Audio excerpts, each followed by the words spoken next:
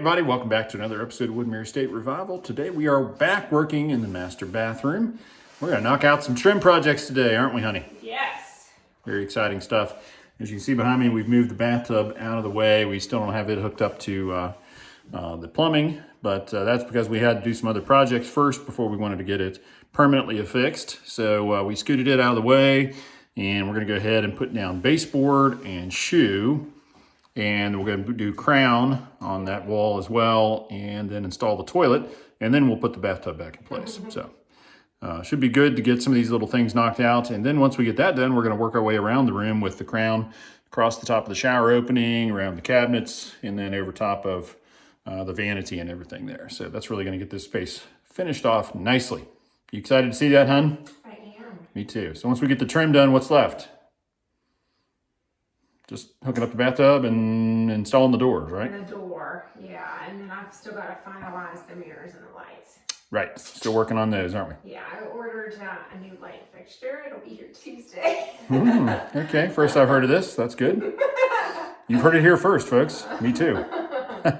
So let me show you exactly what we're working on. All right, so Amber's standing here in where the bathtub would normally be, right here in front of this window, so she can look out over the top of the pool while she's having a soak.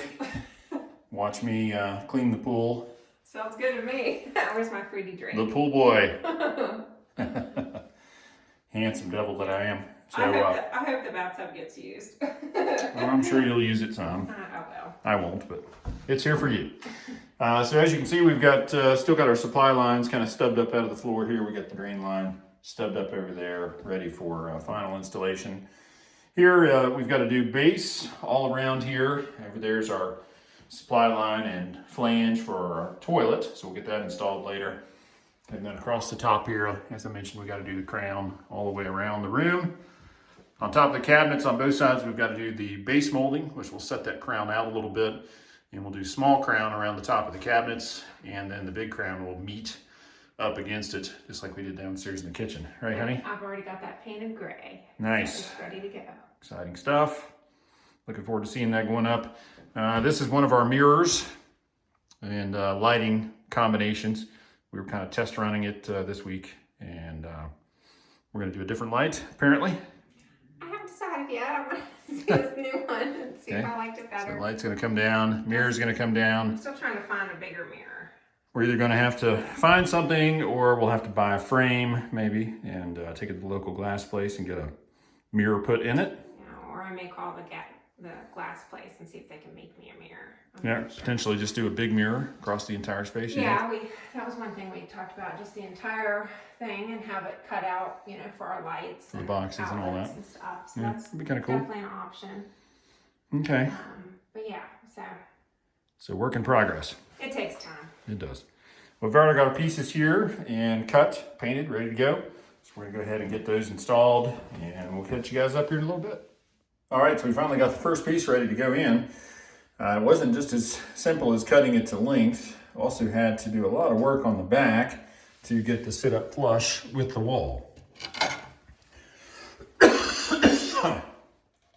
Whew, excuse me. Dang, poplar dust in the throat. So as you can see, we had to take the grinder and the saw and back cut the piece here. We had to take the grinder and bevel all along the bottom here. And we had to take the grinder and bevel here. Come on, focus. There we go.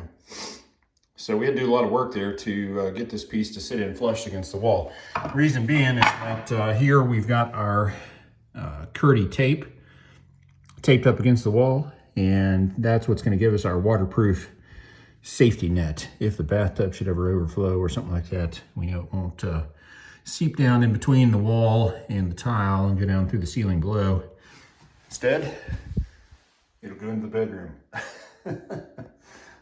Yeah, not ideal. But anyways, we know that the floor is nice and watertight. So yeah, it was a pain getting this thing to fit in here because of the way that Kerdi tape and everything gets finished. But as you can see, once we got it all trimmed and everything kind of back cut and beveled, it fits in there nicely. So now I'm gonna go ahead and put a few nails in it, and then we'll move on to the next piece. All right, so we got the long piece of base that goes behind the bathtub in place, and the short piece over there on that side of the shower, and then the short piece over on this side of the shower.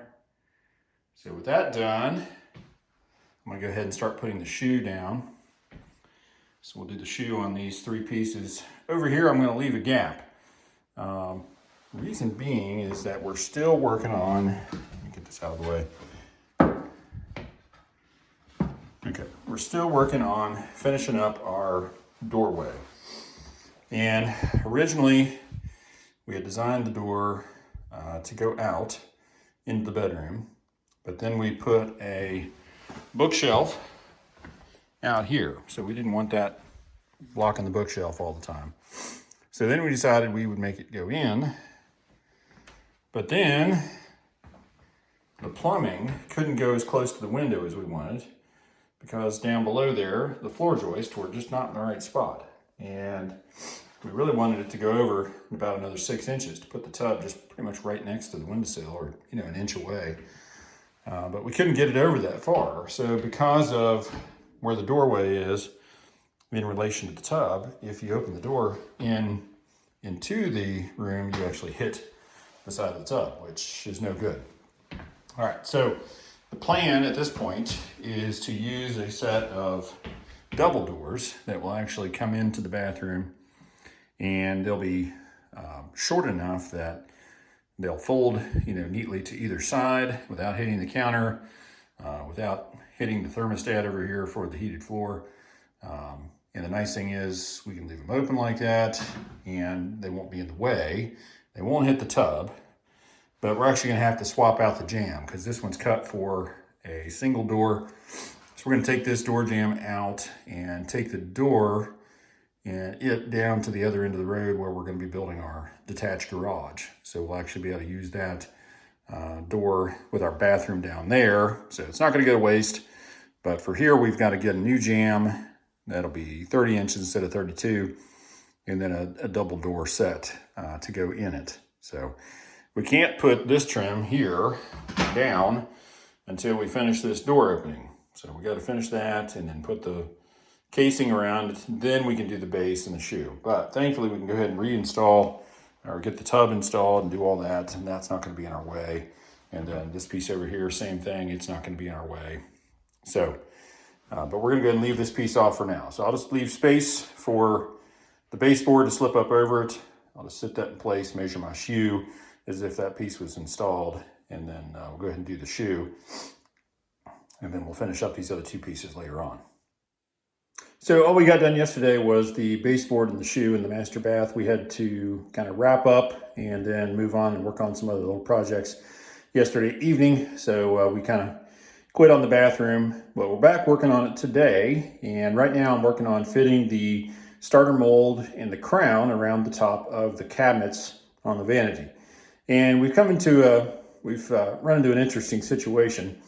The vanity is all perfectly level because when I was setting the cabinets, I made sure that we shimmed everything out, and we got the countertop and everything on. Everything's perfectly level. But the upper cabinets build off of the vanity top. And so we had to raise the vanity about 1/4 inch over the course of the entire thing. And so that means that the one vanity cabinet on one end, this one over here, it's about 1/4 inch closer to the ceiling than the one behind me. So that changes where your crown hits on your starter mold. And unfortunately, because of how close the ceiling was in that corner, it was actually hitting on the very edge of the starter mold, which looked really weird. So let me show you what we had to do to make this work out. All right, so this is the one I'm working on over here. I'm gonna try to film, talk, and show you stuff all at the same time, so excuse any bad camera angles. All right, so we've got, I know it's a great view of the door. All right, so here's what we went into. So this is the starter mold. This was just a piece of scrap. As you can see, it's not gray. This is just some scrap that we used. So originally, the starter molding was designed to sit, take this piece off here, up on top of the cabinet. Get it loose here. Okay. So originally the starter molding was designed to sit up on top of the cabinet like this, gives you nice detail, and then you put your crown on that, and that just adds an extra layer of flare, and the crown is out with the flush with the cabinet doors and everything, and so it just makes it look nicer. But what we ran into is that I'm going to drop this. When we put the crown up there, we found that it was actually going to cover up, you know, the edge of the starter mold. It was going to look stupid. So what I ended up doing was taking the router and cutting a channel in the bottom of the starter molding. And as you can see, it kind of chewed it up a little bit. It didn't feed very nicely when it got to the end there. It kind of kicked a little bit, took a little chunk off. So I'm actually going to switch gears and use my dado blade instead to make the channel through there. But the concept was proved with these test pieces. This allows the starter molding to drop down over the top of the cabinet, which puts it closer to the door. Now I'm not going to put it quite that close. It went a little deeper than I wanted it to, but again, I was just testing it out. But you can still get your starter mold and everything to come together nicely in the corner. And it'll sit down lower so that when your crown goes across like so, it's hard to hold. I'm dropping it. Oh my gosh. It's ridiculous. So now your crown sits up on the edge like that. Makes it look a lot nicer, and it's going to still have that nice reveal instead of it sitting down like that. That would look stupid. So that's the plan. I'm going to take a couple more pieces, actually cut them to length. We've got gray, starter molding to match the cabinets, and then I'll get the dado set up on the saw, and we'll use that to cut our trough through there to get that to fit down over top of the cabinet. Showing our viewers before you show me. Well, you were downstairs, so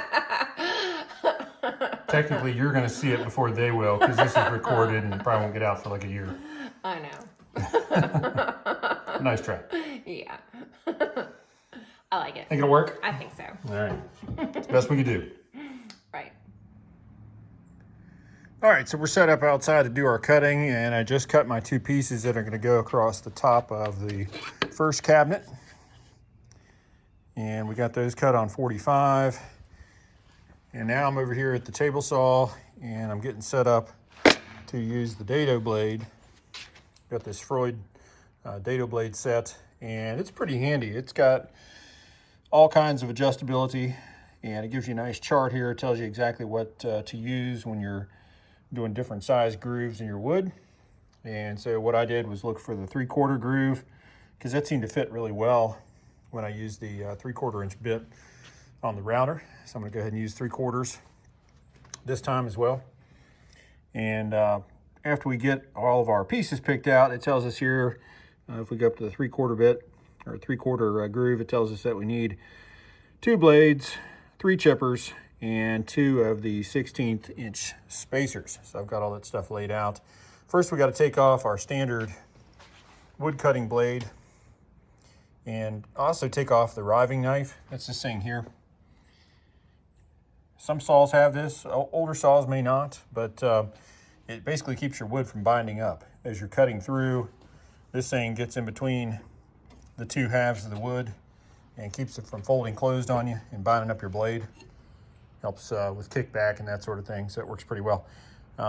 Pretty easy to take off. It's spring loaded, this plate. So you just kind of loosen this lever up here, cam lever, and then kind of wiggle this thing back and forth. It's just got these adjustment slots and everything that allow it to pop out there. So we got that out. Now we're going to go ahead and take our blade off.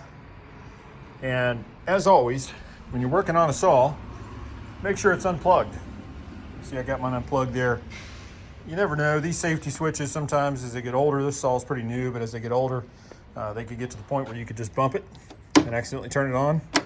So you don't want to be screwing around trying to change a blade and accidentally engage the switch and chop your hand off. So safest thing to do, as always, is to go ahead and remove or unplug your saw. So we got two 2 wrenches here if you've never changed the blade on a circular saw before. One of these is for backup. Yeah, typically you don't want to drop it down in the saw. It's really hard to do some of these things holding and working. A salt truck going up the hill over there. That's what's making all the noise. We're supposed to get ice tonight. Anyways, this one goes down and engages the flats on the spindle on this side of your blade. And then you've got a hex wrench. It's got a little hook on the end here. It's good for hooking your hands around.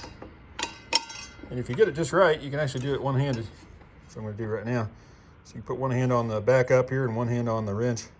Well, of course, it helps if you turn it the right way. Lefty-loosey. All disoriented here. Okay. So lefty-loosey, and it should come off nice and easy. Never tried to change a circular saw blade with one hand. You should do it. It's a real adventure. All right, so we'll get our nut off here. And next you got your washer.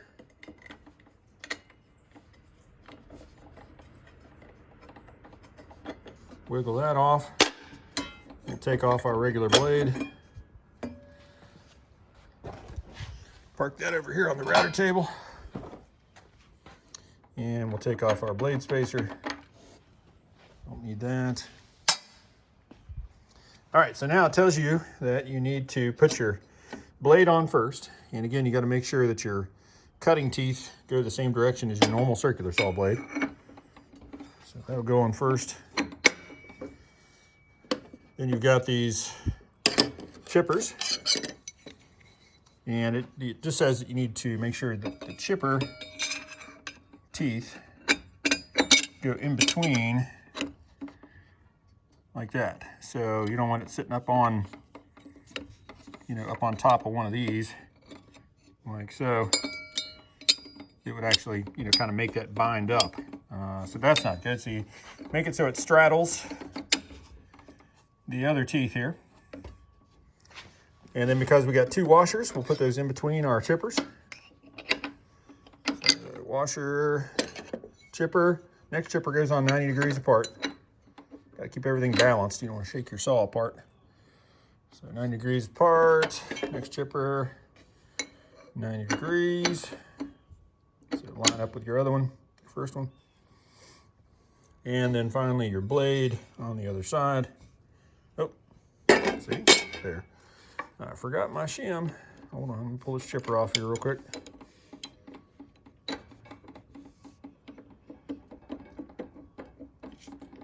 Maybe. Sometimes it's a little hard to walk these things off that shaft.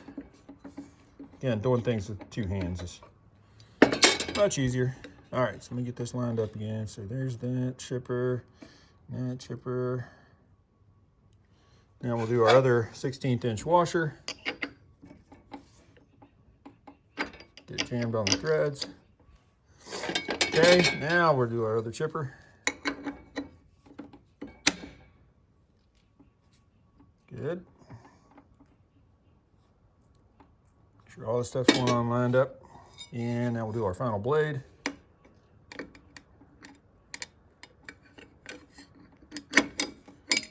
And again, make sure that's lined up. All these teeth lined up.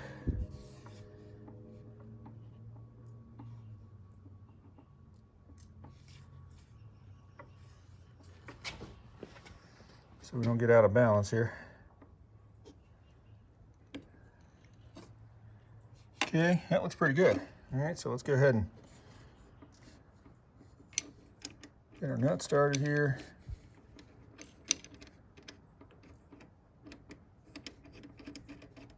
You don't really have room to run this cone washer, so I just put it to the side. If you're using a smaller dado pack, you can, but if you run that now, you're not going to have enough thread on the end to get that started. So again, make sure everything's lined up one more time here, and then we'll go ahead and tighten everything down and test spin it. Make sure that nothing's bound up. Gonna plug the saw in and test run it, make sure it doesn't have any weird vibrations. And then we'll go ahead and get our fence and everything set and make sure we can go ahead and make a clean cut on this. So let me go ahead and do a couple things here with both hands, and then I'll report back to you. All right, so I got everything set up here, and as you'll see, change of tact. I took out the extra spacers and chippers and all that stuff and just went down to the setup here for a 1/4 inch dado. The reason being is that I don't have a throat plate for this saw that's wide enough for the 3/4 inch setup. And there was no way that you could run it without the throat plate because the pieces are so short they just fall down in as soon as they got past the edge here. So it just was not going to work. I got to get another throat plate for this thing so I can use the wider setup. But anyways, we'll still make it work. We're going to go ahead and do our first pass right on the line, right where it needs to go. And then I'll just reset my fence a 1/4 inch in, do another pass, reset the fence 1/4 inch in, do another pass. So 3 inches, it'll go quickly. I mean, these are short pieces, not a big deal. But just kind of a pain to get that figured out after you set up the 3/4 inch dado. But anyways, live and learn. So I've got this set up now. I'm gonna go upstairs and actually put these pieces in place and pin the corners together. And then sit that in place on top of the cabinets and then mark with my pencil exactly where the cut needs to go. That way we got everything positioned perfectly. And then I'll come down here and make my cuts. All right, so we got it cut and fit and tacked in place. I used my little pin nailer to tack it in place. But as you can see, we got a nice recessed cut using the dado blade on the saw there. And that created a nice curve back down the on the back side of it. And then we just ran it all the way down through here. So that's in nice and tight. And then we've got same thing on this side. We'll get a couple of screws up from underneath here. That'll kind of tie this whole thing together. And then our crown will go across that. Let me get that.